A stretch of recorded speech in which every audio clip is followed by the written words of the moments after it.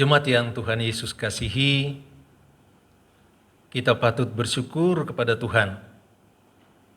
Kalau sampai pada detik ini, kita sekeluarga ada di dalam kasih dan pemeliharaan Tuhan.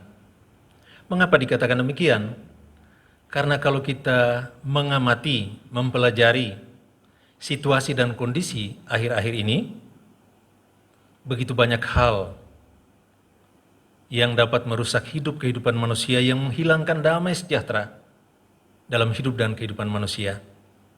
Tetapi kita patut bersyukur karena kasih dan pemeliharaan Tuhan masih kita rasakan sampai pada detik ini. Lebih dari itu, Tuhan berikan kita kesempatan untuk belajar tentang kebenaran firman Tuhan. Yang kali ini kita pelajari dari Kitab Kudus Perjanjian Lama, Imamat pasal 4, ayat 12 sampai dengan ayat 31. Tema kita adalah hidup kudus. Jemaat Tuhan, kita mau belajar tentang hidup kudus, tentu kita akan harus lebih mengetahui lebih dahulu apa arti kudus itu. Di dalam bahasa Ibrani, kudus dalam bahasa Ibrani kados, yang berarti dikhususkan, dipisahkan untuk memuliakan Allah. Sehingga mungkin kita dapat buat kesimpulan bahwa hidup kudus adalah hidup untuk memuliakan Allah. Sekali lagi, hidup kudus adalah hidup untuk memuliakan Allah. Untuk menjadi kudus, untuk hidup kudus, maka tidak ada jalan lain, tidak ada pilihan lain. Kita harus hidup taat dan setia, sesuai dengan perintah dan kehendak Tuhan. Ini memang tidak mudah. Mengapa? Karena Tuhan anugerahkan kita akal, pikiran, perasaan, dan kehendak, yang kadang kita salah menggunakannya, sehingga mengambil keputusan yang keliru, yang sesungguhnya mengecewakan hati Tuhan. Dan itu adalah keterbatasan kita sebagai manusia. Tetapi dalam bagian pembacaan kita, Tuhan memerintahkan Musa, seorang nabi milik Tuhan, untuk menyampaikan kepada Israel, umat pilihan Allah, agar supaya mereka hidup kudus di hadapan Tuhan. Jemaat yang Tuhan Yesus kasihi, Israel adalah manusia biasa. Mereka bukan manusia super. Mereka punya kelebihan dan keistimewaan, memang benar, bahwa mereka adalah milik atau pilihan Allah. Tetapi lepas dari itu, mereka manusia biasa yang bisa saja jatuh di dalam dosa. Tetapi mengapa Tuhan meminta mereka untuk tetap hidup kudus di hadapan Tuhan? Kita pelajari yang pertama, hadirnya Israel sudah ada jauh dalam rencana Allah, mulai dari Abraham turun kepada anaknya Ishak, kemudian dilanjutkan pada cucu Abraham, yaitu Yakub. Dari Yakub inilah muncul 12 suku bangsa Israel, umat pilihan Allah. Itu membutuhkan waktu yang panjang. Itu adalah keistimewaan Allah siapkan 12 suku bangsa Israel ini secara khusus. Lalu tujuannya apa? Allah memilih Israel dengan tujuan untuk menyatakan kebesaran dan kuasa Allah kepada dunia di sekitar mereka, kepada bangsa-bangsa yang ada di sekitar mereka yang belum mengenal Allah Israel. Oleh sebab itu, ada tuntutan dari Tuhan supaya mereka harus hidup kudus, hidup untuk memuliakan Allah. Israel atau nama Israel melekat erat dengan nama Allah. Karena Israel adalah pilihan Allah. Jika Israel menghasilkan sesuatu yang buruk, maka otomatis nama Allah akan dicerca, akan dilecehkan, akan dihina oleh bangsa-bangsa lain. Sebaliknya, jika Israel berbuat hal yang baik, maka nama Allah dipermuliakan. Alasannya, ketika mereka hidup kudus, maka Allah hadir di tengah-tengah kehidupan mereka. Ketika Allah hadir di tengah-tengah kehidupan mereka, apapun yang mereka lakukan, pasti berhasil. Kalau kita pelajari jauh ke belakang, kita temukan bahwa nama Israel atau bangsa Israel, baru mendengar namanya saja, bangsa-bangsa lain sudah gemetar. Dan itu diakui oleh Rahab, seorang wanita pelacur. Dia mengakui itu. Dia menyatakan bahwa bangsa-bangsa gemetar mendengar nama bangsa Israel. Sesungguhnya bukan nama bangsa Israel itu sendiri, tetapi Allah bangsa Israel yang membuat orang gemetar atau bangsa lain gemetar mendengar nama bangsa Israel. Itu pengakuan Rahab. Bapak, Ibu, dan saudara-saudara yang Tuhan Yesus kasihi, dalam bagian pembacaan kita dikatakan bahwa Israel ini dipilih oleh Allah dengan tuntutan harus hidup kudus. Tetapi sekali lagi mereka punya kekurangan dan kelemahan. Dan Tuhan tahu salah satu kekurangan kelemahan dari umat pilihan Allah Israel adalah sebagai manusia mereka bisa lupa. Mereka bisa melakukan kesalahan tanpa disengaja. Apa artinya tanpa disengaja? Yang pertama, apa yang mereka melakukan sesungguhnya menimbulkan dosa, tetapi mereka tidak tahu bahwa itu adalah dosa. Mengapa mereka melakukan itu? Yang kedua, karena tidak ada yang mengajarkan, tidak ada yang memberitahukan bahwa apa yang mereka lakukan itu adalah dosa.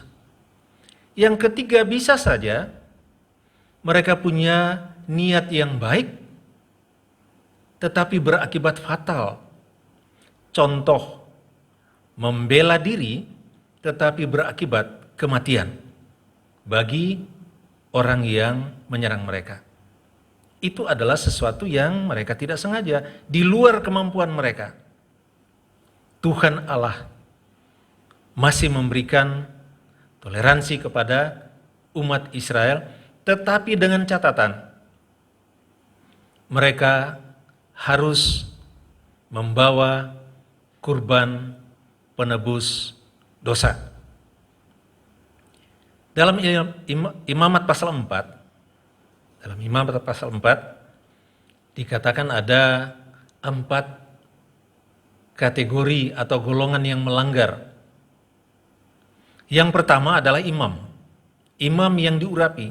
Seorang imam bisa saja berbuat dosa karena dia tidak sengaja. Yang kedua adalah umat Israel. Yang ketiga adalah pemuka-pemuka, dan yang keempat adalah rakyat jelata. Korban yang mereka harus bawa di hadapan Tuhan sebagai korban penghapus dosa pun berbeda. Untuk imam dan umat, mereka harus membawa korban bakaran atau korban penghapus dosa, seekor anak lembu jantan yang tidak bercacat. Nah, untuk imam dan umat, nilai korban bakarannya atau korban penghapus dosanya itu sama.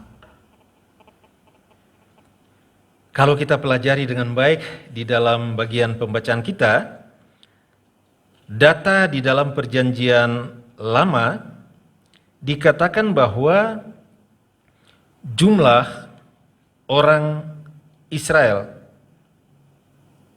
kurang lebih 603.550 orang itu terdapat di dalam kitab Bilangan pasal 1 ayat 45. Kalau sampai ada 603.550 orang dan mereka ada yang melakukan dosa karena tidak sengaja, maka mereka harus membawa korban penghapus dosa, yaitu seekor anak lembu jantan yang tidak bercacat. Pertanyaannya, bisakah umat berbuat kesalahan karena dia tidak tahu? Jawaban pasti iya. Nah, kalau dalam jumlah sebanyak ini ratusan ribu orang melakukan kesalahan, berapa ekor lembu jantan muda tidak bercacat yang harus mereka persiapkan? Yang saya maksudkan adalah, kalau harus seperti yang Tuhan sampaikan dan memang Israel harus melakukan itu, maka nilai atau harga dari seekor anak lembu jantan tidak bercacat sangat mahal. Karena semua orang bisa melakukan pelanggaran setiap hari. Itu berarti bahwa nilai jual dari anak lembu jantan yang tidak bercacat sangat mahal. Semua orang membutuhkan. Karena semua orang membutuhkan, maka nilainya akan naik. Itu yang terjadi. Demikian juga di bagian pembacaan kita pasal 4 ayat 12 sampai 31. Kalau umat melakukan dosa karena tidak disengaja, maka mereka juga harus membawa korban penghapus dosa. Mereka harus melakukan sesuai dengan yang Tuhan inginkan. Imam yang berperan, kemudian cara mengolahnya pun sudah diatur, mulai dari lemaknya dibakar untuk Tuhan, darahnya, sampai sisa dari korban penghapus dosa itu harus dibawa keluar dari kemah pertemuan untuk dibakar. Betapa rumit, tetapi itulah yang harus dilakukan. Jemaat yang Tuhan Yesus kasihi, kita bersyukur. Sekali lagi saya sampaikan, kita bersyukur karena kita hidup di dalam zaman perjanjian baru. Di dalam dunia perjanjian baru,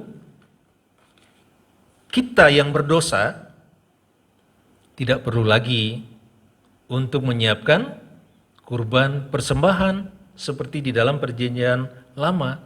Mengapa? Karena Tuhan Yesus sudah dijadikan kurban yang maha sempurna untuk menebus dosa manusia.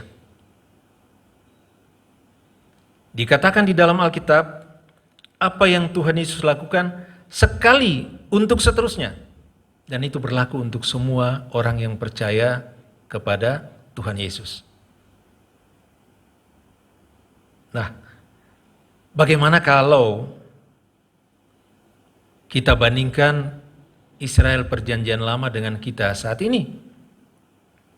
Benar bahwa Israel adalah umat pilihan Allah. Tidak salah. Lalu apa bedanya dengan kita? Di dalam Alkitab dikatakan bahwa karena Dia, karena Kristus, Allah telah memilih kita sebelum dunia dijadikan. Kalau dalam perjanjian lama saya coba ambil dari Abraham sampai dengan Yakub, lalu lahir 12 suku bangsa Israel. Di dalam perjanjian baru Alkitab mengatakan bahwa kita ini sudah dipilih sebelum dunia dijadikan. Berarti kita lebih istimewa lagi sesungguhnya dari bangsa Israel. Berbarengan dengan itu, ada tanggung jawab yang lebih berat tentunya. Yang kedua, Israel punya tugas tanggung jawab yang juga tidak kecil. Tuhan siapkan mereka supaya mereka dapat menyaksikan kuasa dan kebesaran Allah itu kepada dunia di sekitar mereka. Kita pun punya tanggung jawab yang sama. Alkitab mengatakan itu bahwa kita adalah umat pilihan Allah. Allah memilih kita untuk menyaksikan perbuatan-perbuatan Allah yang besar. Nah, kalau seperti itu maka tidak bisa tidak. Hidup kita harus selalu sesuai dengan kehendak dan perintah Tuhan Yesus Kristus. Mengapa? Karena kita tidak lagi hidup di bawah kuasa dosa. Kita sekarang hidup di bawah kasih karunia Allah. Tuhan Yesus telah menebus kita, telah membayar lunas kita, segala dosa-dosa kita, dengan darahnya yang mahal, dengan penderitaan yang Tuhan Yesus alami, demi untuk menyelamatkan kita yang sudah dipilih sebelum dunia dijadikan.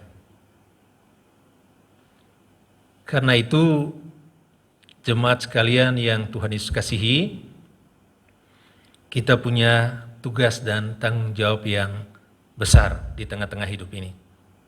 Kita tahu bahwa kita adalah umat pilihan Allah. Kita tahu bahwa di dalam diri kita Tuhan Yesus Kristus melekat. Sehingga ketika kita melakukan hal yang buruk, nama Tuhan Yesus akan dipermalukan. Sebaliknya, kalau kita melakukan yang baik, nama Tuhan Yesus akan dipermuliakan. Hidup kehidupan kita, apapun yang kita pikirkan, apapun yang kita katakan, bahkan apapun yang kita lakukan, semuanya hanya untuk hormat dan kemuliaan Tuhan Yesus Kristus. Itu yang harus kita lakukan. Stola yang saya pakai dengan simbol bunga lili, dia bisa tumbuh karena umbinya ditanam mati lalu tumbuh. Ini sebenarnya melambangkan bagaimana pengorbanan Kristus Yesus yang adalah Tuhan mau berkorban mati lalu bangkit untuk menyelamatkan kita. Sehingga sesungguhnya kita ini sudah memiliki suatu kehidupan yang baru. Kita sudah memperoleh keselamatan, tidak perlu lagi untuk mencari keselamatan. Sudah memperoleh, yang sulit adalah bagaimana mempertahankannya. Cara mempertahankannya adalah dengan hidup kudus.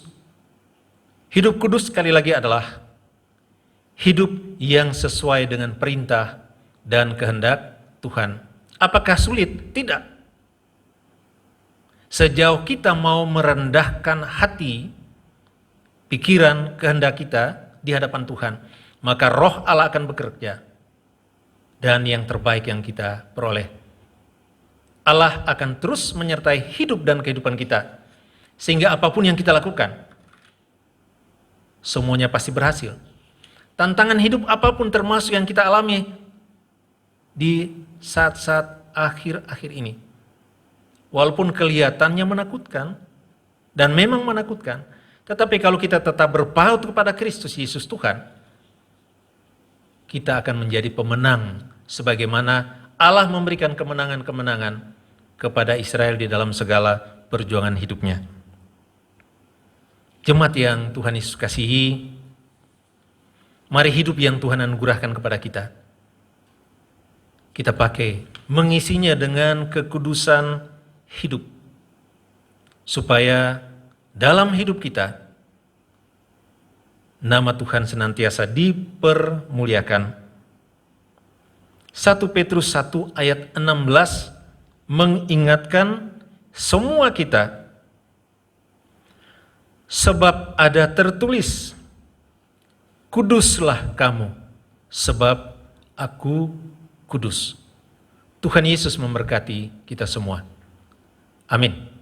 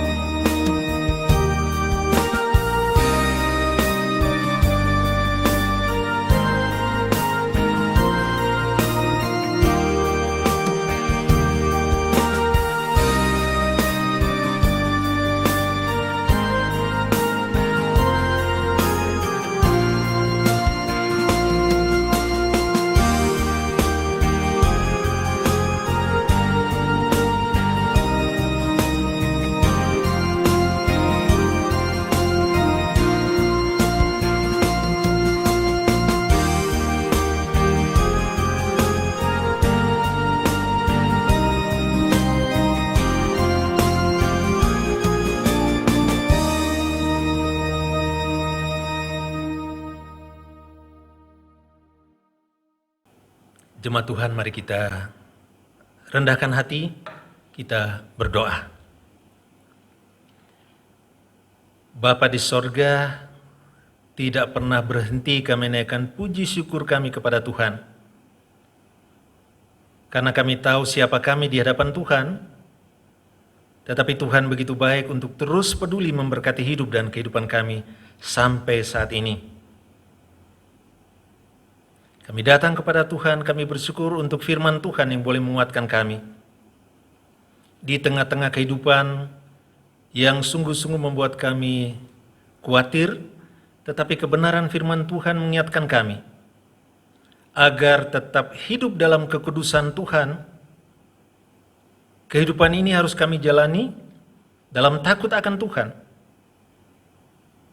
Kami harus menjalani hidup ini sesuai dengan perintah dan kehendak Tuhan.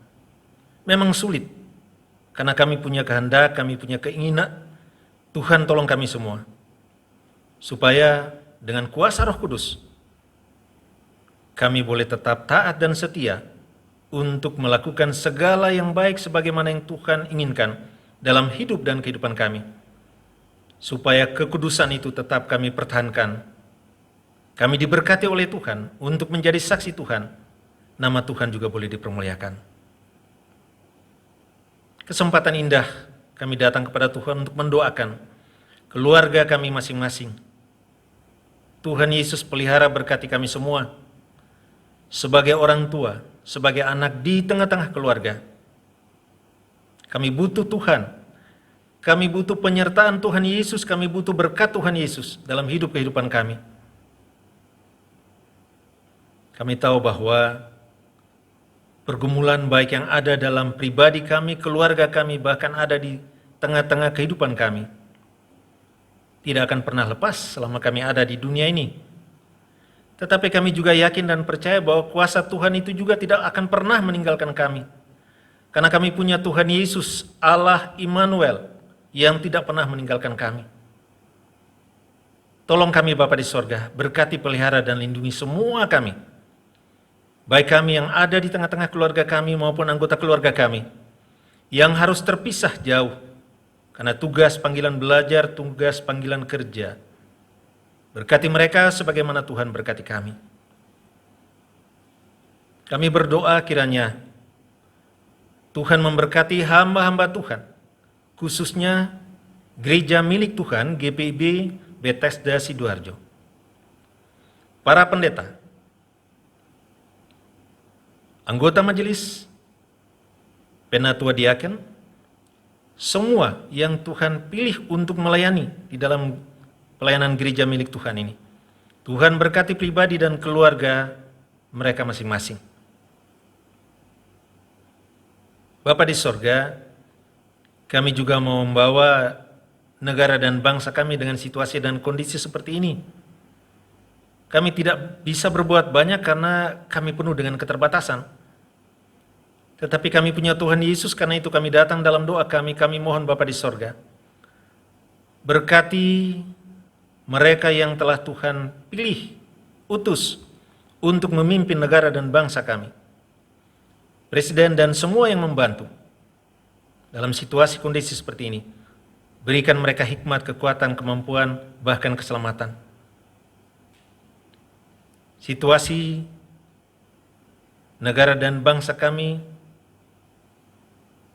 yang terdampak akibat virus corona ini Tuhan, kami juga hanya bisa berdoa. Tuhan mau angkat virus ini dari kehidupan manusia di muka bumi ini, khususnya di Indonesia. Sehingga kesembuhan-kesembuhan bagi mereka yang sakit Tuhan anugerahkan. Lalu Tuhan mau pelihara berkati mereka yang tidak mengalami sakit. Terutama dokter, perawat, bahkan mereka yang bekerja di rumah sakit. Tuhan Yesus mau jaga pelihara mereka. Karena kami tahu Tuhan mampu, Tuhan Yesus mampu untuk memelihara hidup dan kehidupan mereka dari segala macam hal yang buruk yang dapat merusak kehidupannya. Terima kasih Bapa di sorga. Kami menyerahkan hidup kehidupan kami ke depan, terutama bagaimana kami harus taat melakukan apa yang sudah diprogramkan oleh pemerintah untuk memutuskan mata rantai virus corona ini.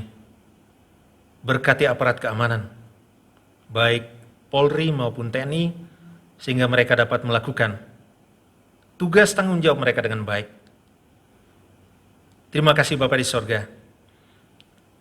Kami datang kepada Tuhan untuk mendoakan anggota jemaat Bethesda Sidoarjo milik Tuhan.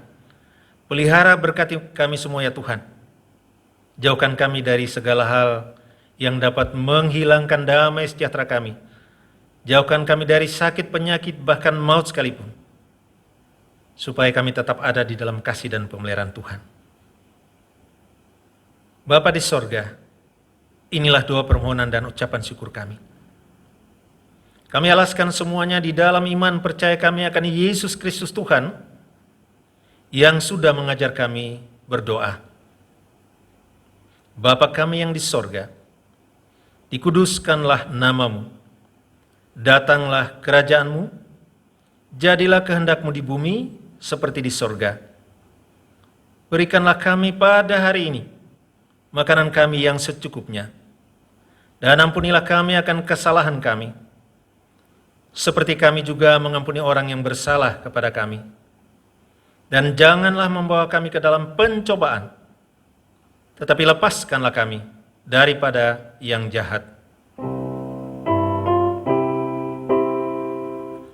Karena Engkaulah yang mempunyai kerajaan dan kuasa dan kemuliaan